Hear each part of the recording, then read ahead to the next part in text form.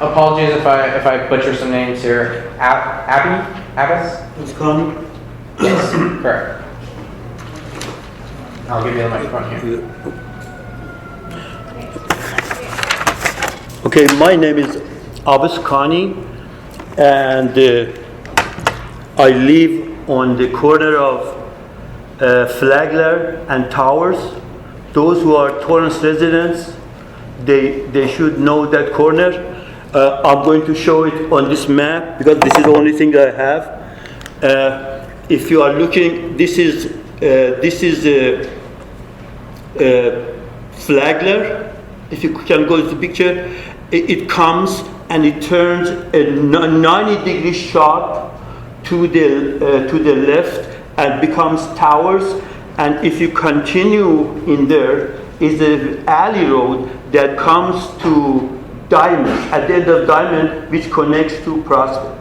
Okay, I have lived in my house. My address is 5674 Towers Street, but I am on the corner of Towers and Flagler. I have lived there for 29 years.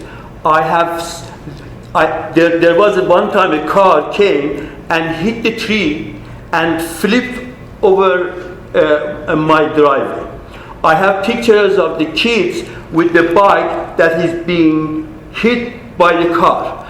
There was a wedding, and when these people were driving from Towers to Flagler, they were going so fast that the car hit the side of the road and flipped over. What I'm trying to say, that corner, the Flagler and Towers, are not suitable for any additional traffic. Okay? Now this project, it shows that they are going to put an entranceway on Flagler, and that is to me no. Okay? If this project was, if this was 15 years from now, and I would be buying my house, I would be gladly to buy it, because I know this is going to be an improvement to the environment. However, I have a 1.5-year kid living within 150 yards from this construction that is going to last for 3 years, the part that is on my side. Okay?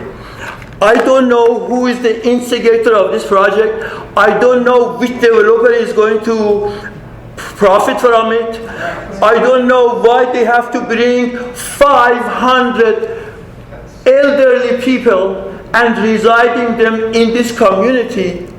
That's right. This is, to me, is a no project. Okay? Now, thank you very much. Now, I am one person. Okay? I have no voice. The city, there are 3 cities, they call them each city's health district, and they took over the hospital that was not useful to them, and they want to make profit out of it. I am not against profit, but I want somebody to answer how I am going to live for 15 years under construction, 150 yards away from this. Okay, I wrote 5 different questions. One of my options is that during the construction, are they going to relocate me?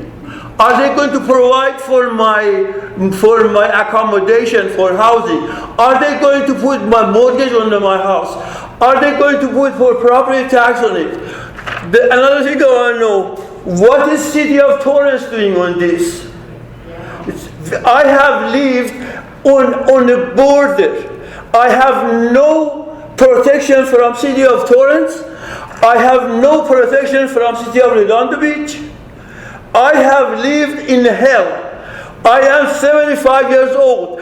I do not want to breathe dust. I don't want to breathe pulverized concrete.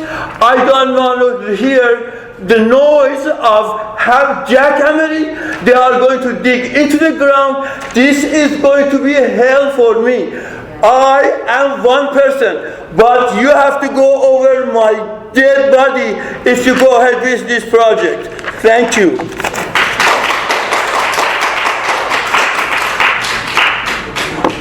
Thank you. Okay. Okay, I'm gonna submit this. You can my handwritten Thank you. comments. So everyone who has filled out a written comment form, if you want to submit it today, you can drop it off with Ryan at the sign-in table over there. Okay, Doug Robbins. I'll pass. Okay. Barbara Epstein. I'm going to pass this time. Okay. Jeff Gilbert.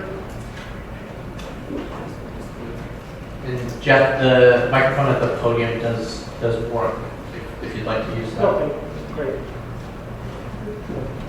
Hello.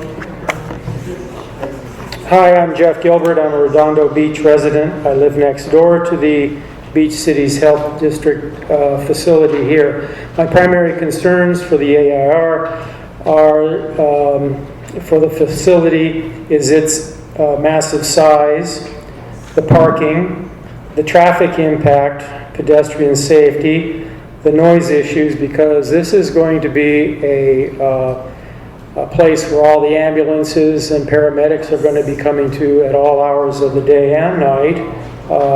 And then also, how is that going to impact the fire department that provides these services for Redondo Beach? So it's going to be a big impact for Redondo Beach. This is a 420 unit facility. There's been no mention by Beach Cities Health District as to how many people. It's 420. You could have technically 840 people or more there. Also, Beach Cities Health District says that this will be a great attraction for people to come and visit and enjoy the green space. They've really emphasized, they've emphasized the green space here, and this makes this facility a great place for elder people to come and live, because they will have a big yard to play with and stuff. And that many people will also come to enjoy the green space and intermingle with the elderly people that live there. Unfortunately, it's going to bring a lot of homeless people too. Not only people that are homeless, but people that have a lot of mental issues. So my concern there is having those people come by. And I mean, it's a social problem, but it's also right next door to 3 schools, and the kids that live on the other side of Flagler that go to Redondo High, Barrel Heights, and Paris go up and down that street all the time, as well as kids that come to play, and a lot of pedestrians as well. Also, we'll have vehicles there all day and night. Are those vehicles going to be shining their lights into the residences that live on Prospect Avenue and Diamond Street? I know that the Beach Cities Health District will address that, because they've mentioned that they will try to have lighting that does not go into the homes and stuff, but that is a concern. My greatest criticism of this is the assisted living facility, which is the keystone of this project. This is the project as far as Beach Cities Health Districts is concerned. The gym is already there. I think the children development, I'm not sure what that means, daycare perhaps is in the area. So that's going to be there already. But it's the assisted living project, which is the project for this. And it is a commercial, for-profit. It is not a community development. It is a development within the community. And they have a marketing study saying that if they expect about 70% of the people coming from the Beach Cities Health District who may be able to afford living there if they have, money and property that they can hawk, or if they have children that will pay for it. The other 30% or so, they can go to other neighboring areas where those people who have enough funds to live there can do it. This will provide Beach Cities Health District with the money that they want to have to expand their government authority, the size of what they are, as well as providing other but unspecified health benefits for the community. So, at first I thought this was going to be a community project, much like the hospital started out to be, a community hospital, because we didn't have a hospital in this area until Little Company of Mary and Torrance started up. But now this is going to be a for-profit facility, and I don't appreciate the fact that this is not emphasized in any of the actually excellent marketing that Beach Cities Health District has done. So, if I may add, hang on. So, no, not yet. No. Silverado. Sorry. Excuse me. I'm sorry. Look, You've got to respect people's time. I have to talk now. Silverado is a private company, and it's now leasing the rooms from Beach Cities Health District, and they're going to apparently carry that on. They're going to add 320 units of their own for their own facility, but maybe Silverado will go away, but there will be 420 units there. And again, how many people will that be? How much traffic will that be? That's a major impact. And why does it have to be in Redondo Beach? We can take over the little bowling thing down here and put it there instead, Hermosa Beach will love that, right? So anyway, that's what I have to say.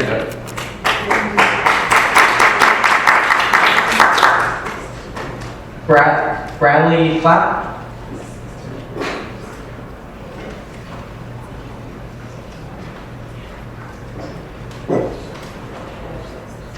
Hi, I'm a Redondo Beach resident. My name is Braley, but everyone butchers it, so it's fine. You get a half pass. So a lot of things have been brought up. My concerns are parking, the aesthetics, the shade, the shadow, how it's going to just change the look from the street. Obviously, people who live there, the apartments on Barrel, they're going to have their own opinion. So I'm talking about Barrel and Prospect and Flagler. And then the additional units. I appreciate you saying it's for profit. The Beach Cities Health District is such a great thing for our community to have. They're, about community, it's about health, it's about well-being. They give great ideas. They have a great gym that I am a big supporter of. Their gym is great. I love the people that work there. Everyone I've ever met from the Beach Cities Health District, it feels like they're there for us. What about these extra? So it's 360 plus 60. So they're taking away 30 of the memory care, but they're adding 360. That is again for profit. And I think the majority of us would say no. That is not okay. It has nothing to do with our community and helping our well-being and our health. As far as the parking, the first phase is taking away just about every single outdoor parking behind Vons. I don't know if any of you have been there between 8:30 and 12. You can't find a parking spot. Where are we going to park? The aesthetics. So right now, it's pretty spread out. There's, you can see the sky, you can see between the buildings. This is going to be a triangle monstrosity. And, the shade, the shadows that it's going to have, especially on Flagler, right by the Towers area. And then I was confused about what you said about the grade. So are we talking on Flagler, it's going to be 60 feet, or is it going to be 60 feet on top of the 30 from the garage? Because that's 90 feet. that is going to be a huge eyesore. So that's something to think of. And they wouldn't need all the parking if they weren't doing the assisted living. Which again has nothing to do with the people who use the Beach Cities Health District. So, I mean, I apologize, I don't remember the plan, but there was something for over there by the end of Hermosa Beach. And there was a bond or a proposal or whatever, and it failed because we don't want the additional people in our community to make traffic, to make it congested, and just to change the overall look. And so I think that that's something that they should take in consideration, that we've already said no to something. And now you're trying to bring something in. And in all honesty, I'm not sure who on Beach Cities Health District panel is in charge of this. I don't know if anyone's here.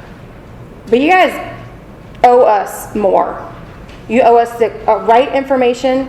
You owe us, you should start this by saying it's a assisted living place along with the stuff we already offer you. So you need to let people know that it is for profit. It has nothing to do with you, nothing to do with me, nothing to do with keeping us healthy and happy in this community. Those people are not part of our community. They are someone you're bringing in and you're charging to pay for this thing. I assume it has a lot to do with paying for this. And I'd like to know who is paying for it. And that's not really the environmental thing, but those things should really be answered. And I think for the phase one for the next 3 years, the parking. Where are we all going to park? From at least 8:30 to 12, and then once the doctor's offices open up again. Excellent. Thanks, Brad. Brian Wilson.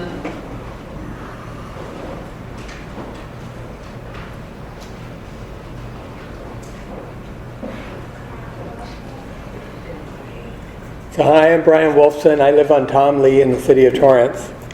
I agree, I think, with most everything that was said by all the speakers, so I'm opposed to the project. I believe the parking on Flagler is the incorrect place for that parking, and it'll create more problems that it'll solve. My kids both went to Towers Elementary. We were told that the marksmanship range would have no impact on Towers Elementary.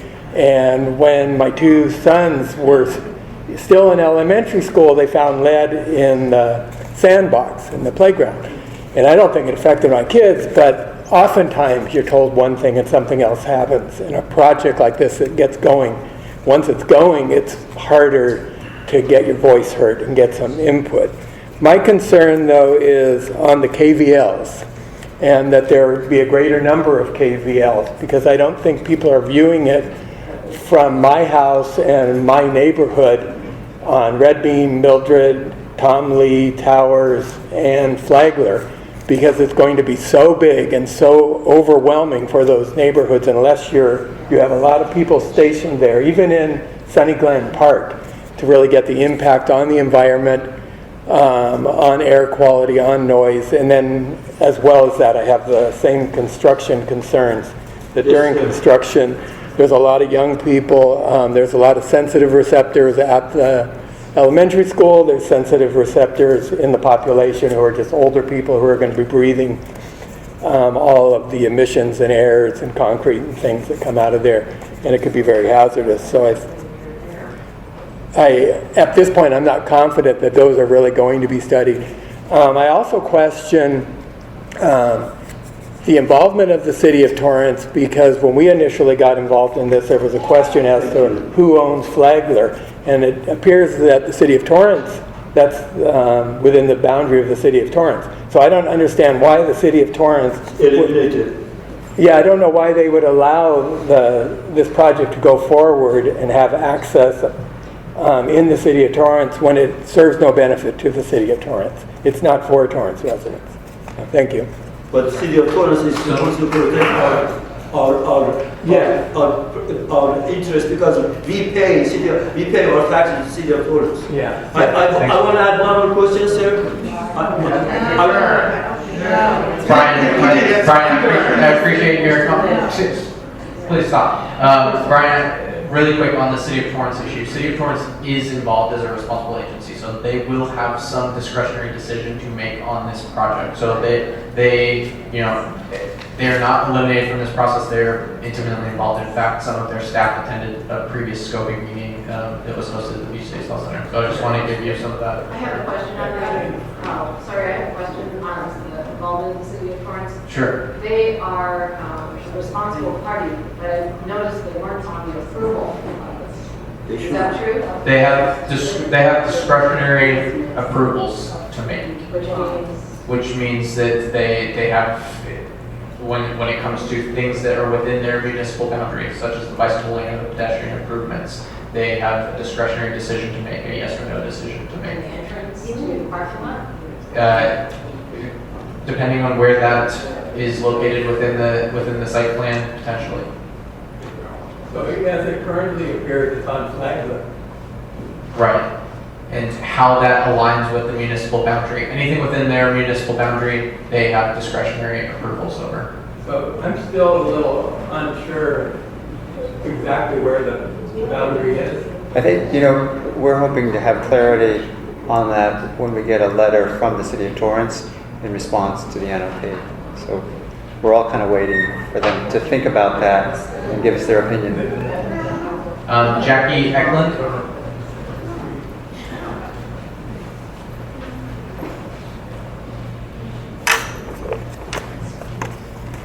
Hi, I'm Jackie. I'm a resident of the City of Torrance. I live in Wayne. And I oppose this project, but I'd like you guys to consider the traffic. So you've got Flagler right now, and I agree with everyone that's spoken so far, so I don't want to go over repeated points, but you've got a residential neighborhood on Flagler, which turns into towers. Already you have cars zipping through that neighborhood to take a shortcut to get to Del Amo. And I mean, this entrance on Flagler would just mean more traffic, more people zipping, speeding through the neighborhood, and quite dangerously. And on top of that, my kids went to Towers as well. You've got the kids, in that neighborhood too, and parents. So, I'd like you guys to look at that. And also, if you also could look at, right now you're planning over 420, units. How do you accommodate for parking? I mean, even if you built those, just parking spaces alone, I mean, how many, I didn't see anything about how many parking spaces were going to be planned for this. All I heard is square footage. Thank you, Jackie.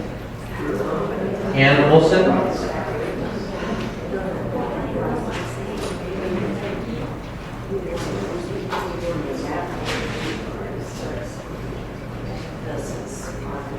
Hi, I'm Ann Wolfson, and I'm a resident of Torrance, and I live in the neighborhood that's behind there, over on Tomley. And first of all, I have to say I do agree with everything that's been said. And this gentleman here, I didn't catch your name, okay, probably lives in the absolutely most affected spot. It is ridiculously affected. It is right where the entrance to this parking lot is supposed to be, and it is the first house that would be directly behind here. And I just don't even know what to say about that. I feel there would be no entrance from Flagler. Well, they're saying there will be an entrance from Flagler. They are saying, but they cannot have it. Yes, yeah, I agree. Okay. So this is, yes. There should absolutely not be an entrance from It's Flagler. the United States of America. Yes. And I became resident 30 years ago. I know my rights. Okay. So, well, I called him out. That's all right. I did. So first of all, I want to say I did read the entire document. I stayed up very late, read and couldn't stop. And the first concern that I have falls into 3 areas. The first concern is the magnitude of this project. It, out of the mandatory categories, and I don't have them all here, I won't list them all: greenhouse gas, air quality, hazards and hazardous materials, sound and vibration, traffic, all of these, very important things that affect your health, can affect a life.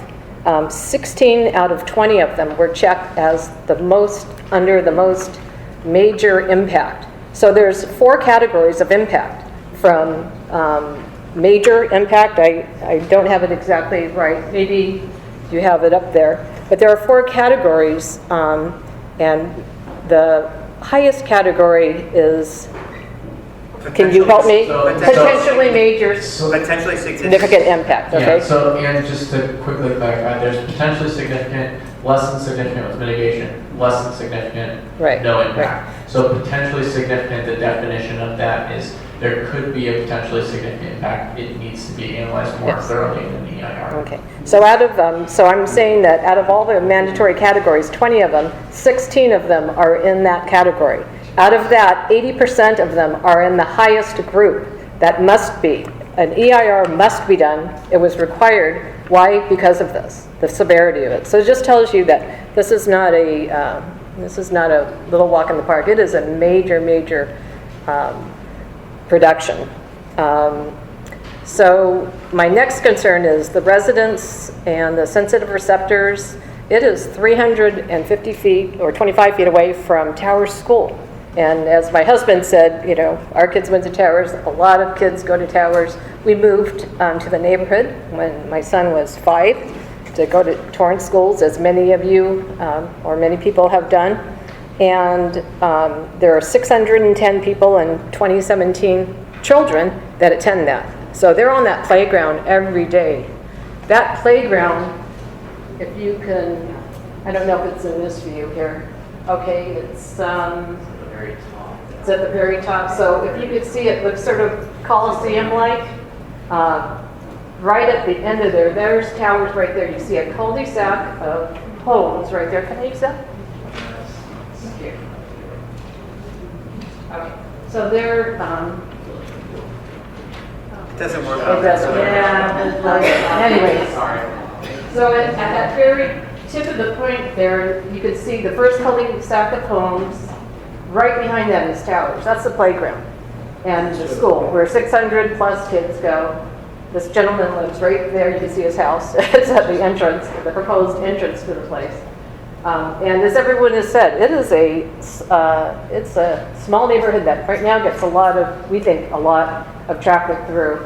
But it is it's a tiny bedroom community. And to put a parking garage, to build a subterranean parking garage that is, I didn't get the square footage, I'm not sure if it was in the report, but it's massive. They didn't say how many spaces it was. To actually even dig the earth and build that portion of it that's coming in phase 1 is just, you know, again, the air quality, the greenhouse gases, the traffic, hazardous materials, the sound and vibration. If anyone, you all probably live in the beach area, you know those trade winds, they come from west to east and they blow hard. I mean, you open your door if you live in that facing way and it goes right through your house. So the dust from this won't blow backward, probably, unless, you know, I don't know. We have Santa Ana. Unless we have Santa Ana. But they absolutely blow this way. Do you think that school will be affected, those kids? Anyone who lives in the area, and I'm not just saying my neighborhood because it's my neighborhood, I'm saying anyone around in Redondo Beach on Diamond, on the other side, you know, there's some apartment buildings across from Vaughn's. Anyone within sight of this thing, within whatever range it is, and I'd like to know what is that range that dust can blow and the contaminants would settle. I'd like to know that. The report is very, very, what's the word for it? It is Initial studies. the initial study, yes. Okay, the initial study does not even scratch the surface of any of that stuff. So, okay, then the other thing to me is somebody mentioned aesthetics. Now, aesthetics sounds like a, you know, kind of a superficial word. Oh, is it pretty or not pretty? No, aesthetics, really, when you're looking at something like, maybe the other one. So what I'd like to see is, what does that look like? Yeah, this one. What does this look like? I haven't seen a visual of it, but what would it look like if you were behind it to the east or, you know, standing right next to it? So what I do know is it is going to be 60 feet, but I've never seen 60 continuous feet. And I do know that that bluff is, or here it's 30 feet, so that's 90 feet. And if you take a close look at the edge of that, where the houses begin and the alley is, it is a 90-degree angle. It goes like this and this. It is like having the Coliseum in your backyard suddenly. And that's after it's built. That's after the 15 years of construction. They're talking 3 years construction for each phase. So 3 years of heavy-duty construction, and then for some reason a 2-year pause, maybe for delays or whatever, and then another 3 years, and then another 3 years. That is a lifetime. That is a lifetime for a kid, your kid. For the 7-year-old man. Exactly. Anybody who is going there at kindergarten at age 5, by the time they're 20, it's still going to be there. Can you imagine? It's still being built. You're still getting the adverse effects, the hazardous materials. That's still happening 15 years later. For anybody who is 60 years, 65 years plus, that could be their lifetime. They are going to, the house that they wanted to pass on to their kids and live their life out, and there aren't many of them. This neighborhood is full of people who move to the neighborhood just because they have families that start school. They want to start them right in a Torrance school or, and any other school district they might be in. And there are, a number, I don't know the demos, but I will get them. I want to know what they are. Maybe you should get them. How many original owners? I know a lot of original owners. They're in the group that will never see that even finish. But what will they live through? They will live through the dust and the traffic and the hazardous materials. And that's if they're lucky, if they don't get sick from that. So the biggest irony to me is they call this a blue zones area, right? We're so proud of that. Well, I don't know. This doesn't feel very blue. And this is the Healthy Living Campus. I mean, really, it may be the Healthy Living Campus in the year 2030, when all the dust settles. You will still have a whole neighborhood, a whole town that has been blocked by this for 15 years. For a lifetime for any kid, for a lifetime for anybody who is of any age at all, and anyone in between, like myself. That's our family, That it's a. Anyways, I don't want to see the Coliseum, and it's not just for aesthetics. It's for all these other reasons being built. Susan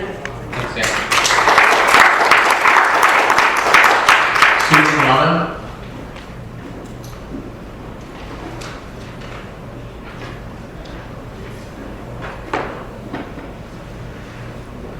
And I have one more speaker card. Did anyone else want to speak who hasn't yet filled out a speaker card? 1, 2. Okay. So I'm going to 3, 1, 2. Okay. So I'm going to keep it pretty strict to 5 minutes just so we can get through the last 2 speakers. I've been to, this is my 3rd of these scoping meetings, so I'll confess to that. I'm getting well known by these folks.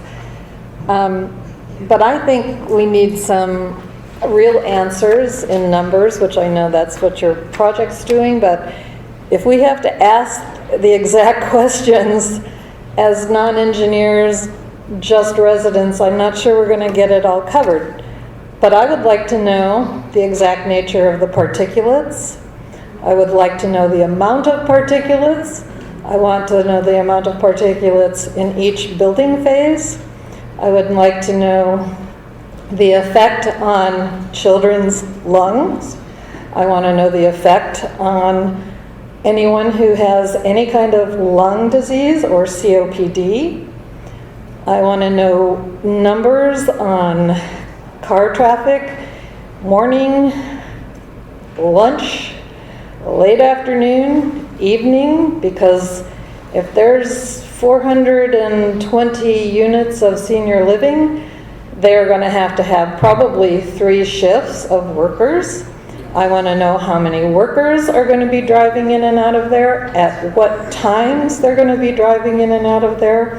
I want to know where the employee parking will be. I want to know the amount of people in and out of that parking structure every hour.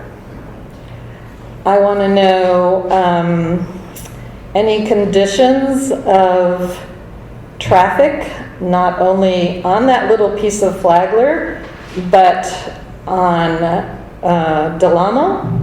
on Prospect, on Towers, on 190th.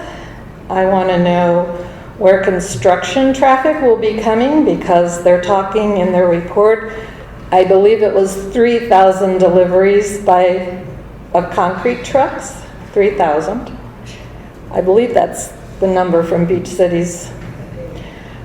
There also, I just don't understand why this is taking so long to build. I mean, the Hoover Dam didn't take this long. I'm being facetious. That's not a question. That's just, why is this taking from 9 to 15 years? I don't understand why our neighborhoods are going to be subject to this much construction, this much debris, this much input. I also want to know, in their report, they're talking about pulverizing all the concrete of these buildings that are going to be demolished. All the concrete will be pulverized on site. I want to know noise levels through the day. I want to know what days they're doing it, if it's every day, if it's 5 days a week, if it's 7 days a week for 3 years or 2 years. I want to know how long. I want to know the effects of pulverizing concrete. I want to know air conditions. I want to know what the dust from concrete contains. I want to know if any of that concrete has been painted with lead paint. Does that lead paint get into this dust? I want to know, these reports say there's asbestos in these buildings. I know there's legal ways to remove asbestos. I want to know how much is asbestos. I want to know how it's going to be contained. I want to know how you're going to guarantee that there will be no asbestos in the dust that's going to be in the air. I want to know how much dust is going to be in the air. And I want to know, well, particularly, I think I already said this, the noise levels. There's probably a lot more, and I'll write them down and you'll get more, okay? But to make you all aware, and I know this is a Hermosa meeting, and I'm sure many of you Hermosa residents have enjoyed the workout space or whatever, but this is beyond that. This is a huge impact on a lot of people, a lot of children, and it's not just us Torrance. I am a Torrance on the backside, but you Redondo residents, you better talk to your neighbors, because you people along Prospect, you people along 190th, even on that side, you people on Delamo, you think the air doesn't blow all over there? You think you're not going to hear the 3,000 concrete trucks? You think you're going to be immune from pulverizing Jackhammers. 3 buildings? No, it's affecting a lot of people. So, thanks.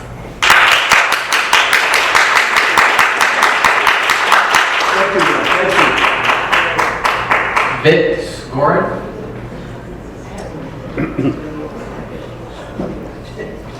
I didn't want to speak, but well, it's all getting very emotional, and I understand why. I live on the First Street, going into a Prospect, and even today, you can't get from First Street into the Prospect, being at making right or making left. You just can't. You can only count on courtesy of the drivers, period. So this monstrous, displaced project will increase traffic on Prospect. And it's only 2 lanes there, 2 directional. You can't redevelop the entire area. You can't make this street broader, wider. Impossible. So the option is to drastically reduce the scope of this humongous project. Yes. I don't understand why someone came up with the idea of this multifunctional center, PCFE building, that's 60 memory care units and 360 assisted living. As a matter of fact, there are assisted living businesses around in Torrance. I know that because I tried it. I tried to get in there, and no. Child Development Center. Why is it supposed to be here, not somewhere else? So the consequences of this concentrated development is going to be,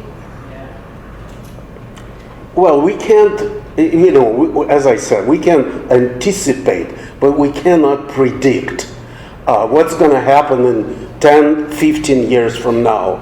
I was told that, in 10 years, every vehicle will be electrical, so there will be maybe yes, maybe no. But the traffic is going to be humongous, tripled, maybe quadrupled. And how they're going to do this, I don't know. Perhaps you guys are, you're experts. You can see it better than us. But I can't imagine what's going to happen with a Prospect. And it's going to be central artery because people from not only Hermosa Beach, but Manhattan Beach would be coming to this center. And it may be further because it's going to be so unique, so huge. Everything is going to be available there for everyone.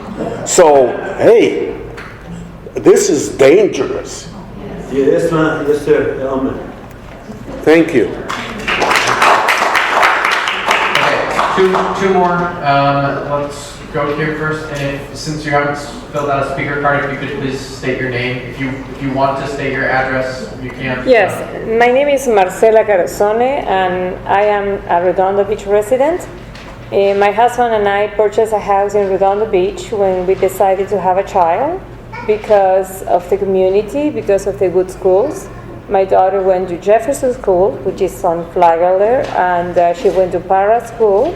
So I know the nightmare that those streets are during those rush hour and having to take the children to school and then rush to pick them up to take them to Alta Vista to do soccer or whatever sport they want to do. And now my daughter is graduated, and my husband and I are planning retirement in 2 or 3 years. And I think I was completely deceived. I thought this was a community, something for me to enjoy in my old age in my community. Who is profiting from this?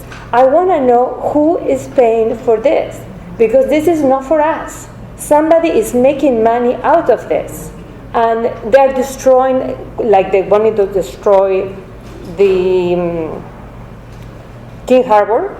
And all the different projects that we have. Who is profiting? Who is paying for this? Why isn't it that in the brochure? I thought, gosh, from my house I can either bike there. In my oil, I'm planning on retiring in 2 or 3 years. So my husband and I said, well, we can bike there. We thought it was going to be an activity center. This is not. This is somebody making a lot of money. Who knows how much those rooms or apartments are going to cost, most likely in the thousands, which my husband and I will not be able to afford. $15,000 per person per room. And we don't even know if we're going to be able to afford the house that we already are going to have paid for. So I think it's completely deceiving, and I want to know who is profiting and who is funding this.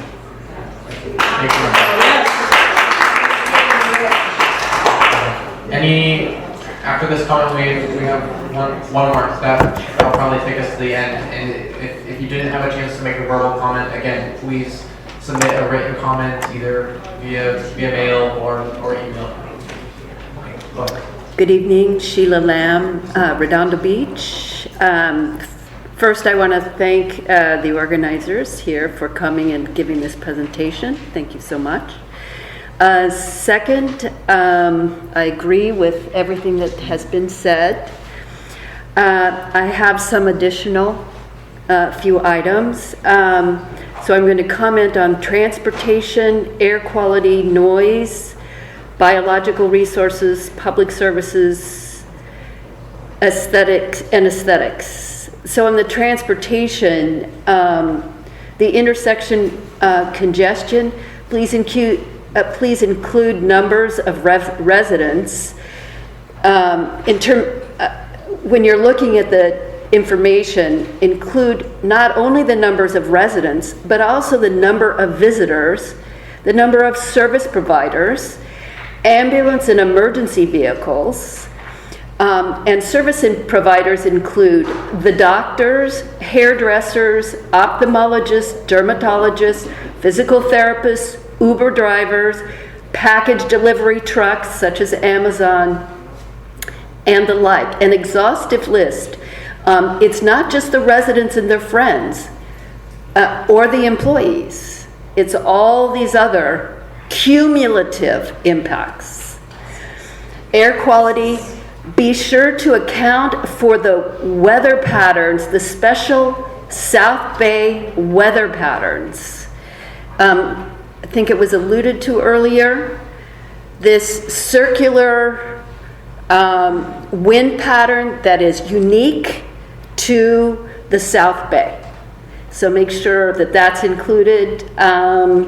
Of course, the noise, ambulance, emergency vehicles, day and night, not just weekends, not just weekdays, day, night, week long, and weekends. Biological resources, you indicated that there's already evidence that you would be taking out some trees. Make sure that those trees are replaced somewhere else in the facility, in the geographic area. I mentioned ambulance, but in the public services, ambulance, number of trips, daytime and nighttime, and the cost, the increased in cost to the city of Redondo Beach. Aesthetics, this facility does not integrate into the existing community in terms of aesthetics. We have guidance within the city of Redondo Beach, and I believe Torrance would as well. We have guidance that stipulates that new buildings must conform with the existing community. This does not. So that would be an area that needs to be explored. The EIR, there should be an EIR every 3 years because these are distinct construction projects. As was said earlier, 15 years is a lifetime.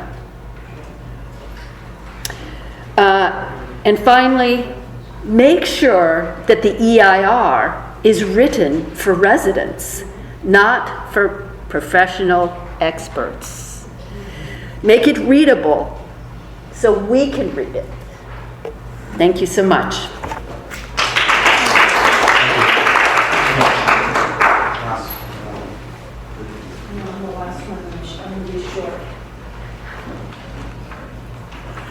Good evening. My name is Mary Ann Tiola. I live in Redondo Beach. It's nice to see all the Torrance people here.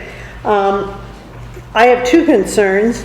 One having to do with, and it's not environmental at this point, but the property values of the homes in the area. How is this going to be impacted? So if I live right off of 190th Street. So I want to know, how is my home going to be affected if I decide I want to sell in 15 years? Because this is a lot of traffic, it's a lot of commotion in this area. The other thing I'd like to know, and I did run off your 68-page thing, and I was reading through it, I was trying to figure out if there was if there had been changes from when there was a discussion about this 2 years ago. But where are the trucks going? How are they going to go? I dealt with the 2 years of that Edison on 190th going down a one lane, and it was a mess there trying to get through. You might as well brought your lunch to get down from one end of the street to the other. But how are the trucks going up and down those hills? I mean, the people right now are lined up on that hill trying to figure out at the stop sign on Flagler to get across. So how are these trucks going to go in and out of that area? That's going to impact a lot of people. So I'm hoping that they're going to go someplace other than 190th Street.